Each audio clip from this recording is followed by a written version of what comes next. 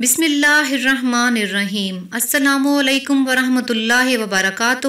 ہر مشکل کے حل کے لیے اگر آپ بھی مالی کمزوری کا شکار ہیں، اپنا ذاتی مکان نہیں، نوکری نہیں مل رہی، کاروبار نہیں چل رہا، قرض ہے کہ چڑھتا ہی جا رہا ہے، ادائیگی کی کوئی صورت نظر نہیں آتی، ہر طرف سے مایوسی چھا گئی ہے، ہر قدم پیچھے کو جا رہا ہے، حالات نے گھیر لیا ہے، نکلنے کا کوئی راستہ نظر ہی نہیں آتا، تو یہ عمل کریں اور فتوحات کے دروازے کھلتے دیکھیں، ہر طرف سے خوشحالی ہی خوشحالی ہوگی، گھر میں رحمت اور برکت کے دروازے کھل جائیں گے، ہر اٹھنے والا قدم کامیابی کی طرف ہوگا، مٹی کو ہاتھ لگائیں گے تو وہ بھی سونا بن جائے گی۔